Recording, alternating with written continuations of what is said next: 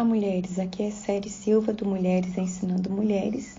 Hoje vamos terminar o capítulo 9, Entendendo a Codependência, do livro Administre Suas Emoções, de Joyce Meyer. Afaste-se, decida e haja. O primeiro passo para vencer a codependência e se tornar dependente de Deus é identificar o problema. Deixe-me dar-lhe um exemplo. Há algum tempo tive uma amiga que tinha uma personalidade forte e um temperamento explosivo. Ela tinha muitos problemas com seu marido e ficava irada com muita facilidade. Eu permitia que ela me controlasse, me manipulasse, porque eu não queria contrariá-la ou estimular a sua raiva. Nesse caso, eu precisava identificar o meu problema. Depois, precisava me afastar dele. Precisava sair para algum lugar onde eu pudesse analisar o que estava acontecendo e dar o próximo passo, que era decidir o que fazer a respeito. Aquela jovem mulher me telefonava com frequência e perguntava se podia vir falar comigo. Quando isso acontecia, ela ficava comigo durante a maior parte do dia e destruía os planos que por acaso eu tivesse. Eu tentava dizer a ela que precisava ficar a sós com o Senhor, mas ela perguntava se podia vir e eu sempre cedia e dizia sim. Embora soubesse que o que ela estava me pedindo não era o melhor para mim, eu permitia que meu medo da raiva dela cancelasse o que eu sabia que era a vontade de Deus para mim. Então, acabava fazendo o que ela esperava que eu fizesse, em vez do que eu queria e precisava fazer. Eu estava fazendo tudo o que era necessário para mantê-la ligada.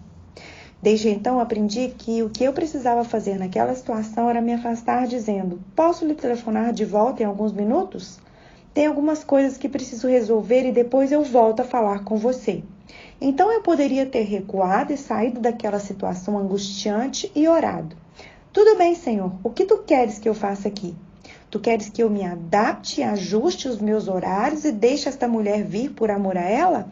Ou tu queres que eu mantenha minha posição e faça o que eu pretendia fazer hoje? É impressionante. Quando você se afasta dessas situações de pressão e permite que as suas emoções se acalmem, consegue agir com muito mais bom senso e sabedoria. Então, se o Senhor lhe disser para fazer algo que você sabe que vai ser difícil, você pode reunir as forças e a coragem para fazer isso. Nesse caso, se o Senhor tivesse me dito: confronte esta situação e diga a esta mulher que você precisa passar tempo a sós comigo, eu poderia ter pedido a força para fazer isso e não ter me permitido ser manipulada ou controlada ou intimidada por ela. Essa é a beleza de irmos ao Senhor em oração. Ele está sempre ali para nos ajudar a fazer o que precisamos fazer. Independentemente do que possamos enfrentar na vida, podemos sempre identificar, nos afastar e decidir. Então, o passo final é simplesmente agir. Mas precisamos estar certos de que a ação que tomamos é a ação correta. Grupos de recuperação para codependentes. Vistam toda a armadura de Deus para poderem ficar firmes contra as ciladas do diabo, pois a nossa luta não é contra pessoas, mas contra os poderes e autoridades, contra os dominadores deste mundo de trevas, contra as forças espirituais do mal nas regiões celestiais. Por isso, vistam toda a armadura de Deus para que possam resistir no dia mau e permanecer inabaláveis depois de terem feito tudo. Efésios 6, de 11 a 13. Existem muitos grupos de recuperação de codependência disponíveis hoje em dia.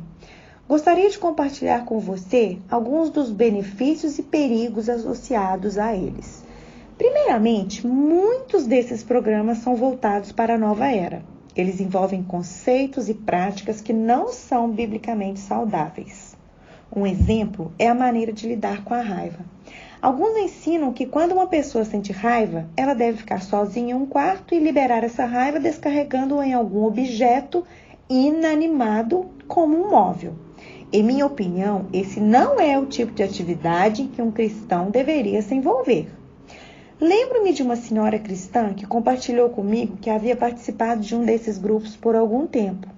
Ela me disse que seu conselheiro fez com que ela ficasse batendo em um travesseiro para descarregar suas frustrações e sua raiva. Tive de dizer a ela que, em minha opinião, essa prática não era bíblica. Tem uma pregação nas minhas séries intitulada Beleza em vez de cinzas, onde trato com a ira reprimida de um ponto de vista bíblico. Nele menciono como nos é dito em Efésios 6, de 11 a 13. Nossa batalha não é apenas com as nossas emoções, mas com as forças espirituais que se aproveitam das nossas emoções.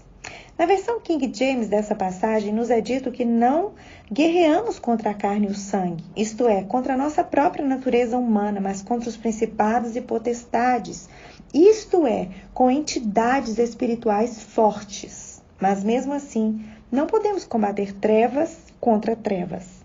Creio que a melhor maneira de resistirmos e vencermos os nossos poderosos inimigos espirituais não é dando vazão à nossa raiva e frustração de uma maneira carnal, mas nos rendendo ao poder e à presença do Espírito Santo dentro de nós.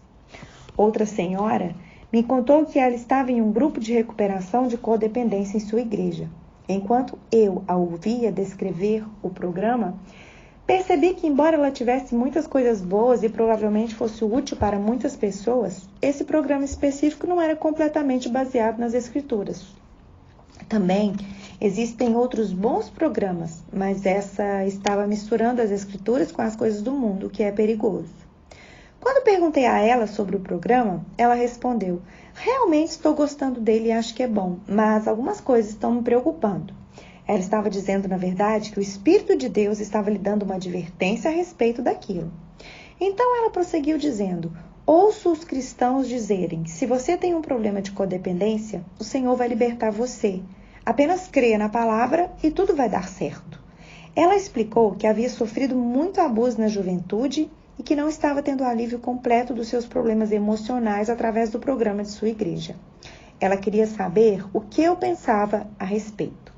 Eu disse a ela: acredito firmemente que a cura emocional não é tão simples quanto dizer você é uma nova criatura em Cristo, portanto ande como uma delas. Então, expliquei que, embora legalmente sejamos novas criaturas em Cristo, no campo da experiência, temos de encarar e tratar com o fruto mau em nossas vidas, que é resultado das raízes má do passado. É verdade que a palavra de Deus é a verdade. E que é a verdade que nos liberta. João 17, 17 e 8, 32. Mas também é verdade que precisamos aplicar a palavra de Deus, a palavra da verdade, às nossas vidas, para que ela possa ter algum efeito duradouro sobre nós. Temos de permitir que o Espírito Santo revele na nossa mente e no nosso coração quais são as coisas que precisam ser enfrentadas e tratadas à luz da sua palavra. Para sermos libertos, precisamos saber de que é que estamos sendo libertos e como resistir a essas coisas para que elas não nos voltem.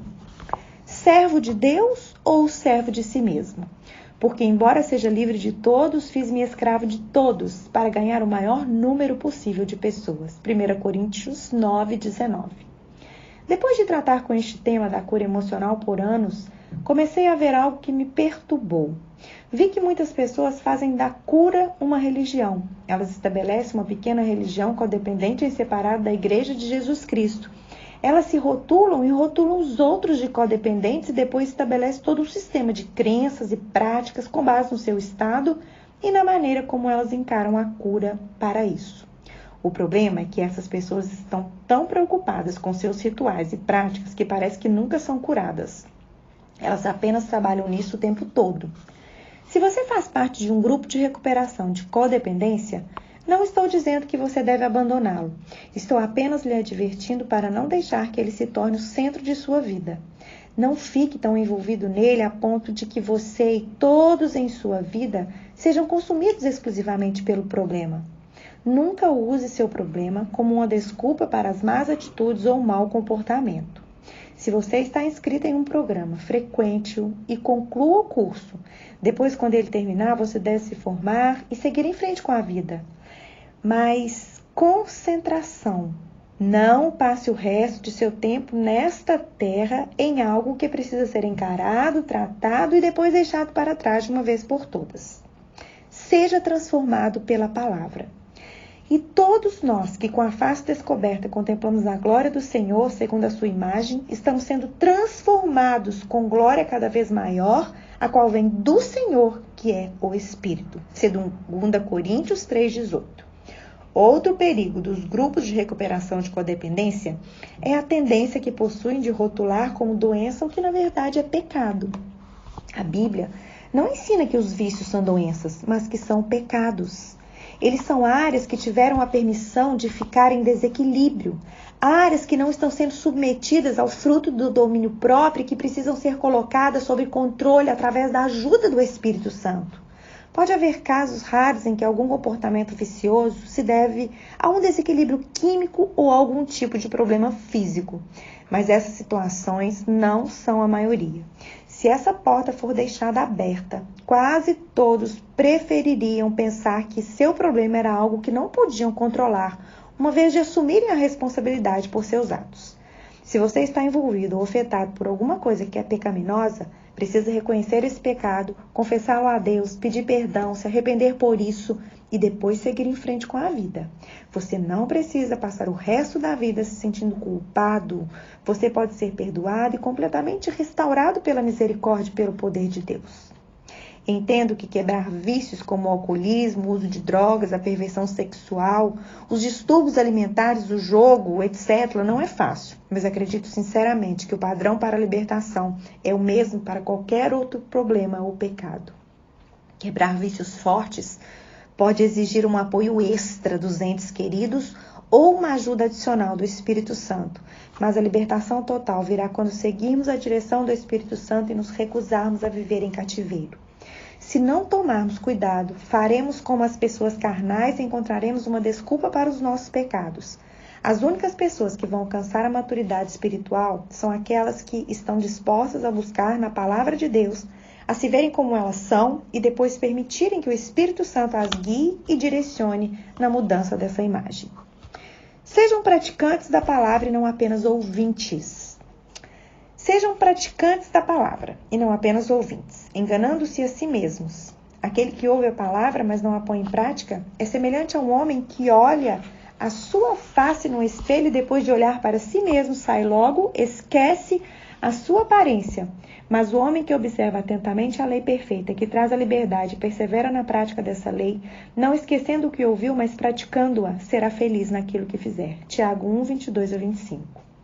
Se você e eu quisermos ser libertos do nosso cativeiro, seja ele qual for, precisamos nos tornar praticantes da palavra e não ouvintes apenas. Do contrário, estaremos nos enganando e andando de forma contrária à verdade. É a verdade, somente a verdade que nos liberta. Para que essa verdade opere em nossas vidas, precisamos ser responsáveis. Não podemos tentar desculpar os nossos pecados e fraquezas. Em vez disso, precisamos nos tornar servos de Deus e não da nossa natureza humana. Precisamos ser dependentes do Senhor e não de nós mesmos, de outras pessoas ou de coisas. Há benefícios a serem extraídos dos grupos de recuperação de cura emocional se eles forem biblicamente saudáveis e dirigidos por pessoas maduras. Esses benefícios incluem a oportunidade de falar com outros que estão passando ou que passaram pelo mesmo tipo de experiência. Esse tipo de experiência compartilhada e de compreensão mútua parece ser importante para aqueles que estão sofrendo. As pessoas parecem se sentir confortáveis falando comigo sobre o abuso que sofreram porque sabem que passei pelo que elas estão passando. Frequentemente, elas me dizem que lhes dá esperança saber que alguém conseguiu superar toda a dor e infelicidade e agora está curado. Também é bom ter um tempo separado toda semana que seja dedicado a encarar algum desses problemas mais profundos. Isso impede que as pessoas os empurrem para o fundo e fingem que eles não estão ali. É bom prestar contas aos outros, e um grupo cheio do Espírito Santo e dirigido pelo Espírito Santo pode oferecer aquela atmosfera de prestação de contas sem julgamento. A cura também pode vir diretamente do Espírito Santo e da Palavra de Deus. Ela não tem de vir através de qualquer outro agente. Se Deus optar por usar uma pessoa ou um grupo, isso é uma escolha dele. Mas é importante ter a certeza de que a escolha foi dele e que não se trata de uma tentativa desesperada de conseguir ajuda a qualquer preço. Satanás está esperando para destruir aqueles que já estão feridos. Em geral, as pessoas emocionalmente feridas são enganadas facilmente. Elas estão sofrendo tanto que é provável que se agarrem a qualquer um e a qualquer coisa que lhes ofereça ajuda. Talvez eu pareça um pouco superprotetora, mas prefiro ser excessivamente cautelosa a ver as pessoas enganadas e levadas para um cativeiro pior do que aquele de onde já estão. O ponto principal é este: Deus é o seu ajudador. Ele é quem cura você. Ele tem um plano personalizado para a sua libertação. Certifique-se de saber qual é e depois comece a andar por ele, um passo de cada vez. Não permita que as suas emoções feridas controlem a sua decisão nessas questões. Siga a paz e ande em sabedoria. Terminamos o capítulo de número 9 e falta apenas um capítulo. Essa semana terminamos e glória a Deus pela sua vida, que até aqui o Senhor tem colocado perseverança no nosso coração e a cura tem se manifestado no nosso meio. Até o nosso próximo áudio, se o nosso maravilhoso e bom Deus assim permitir.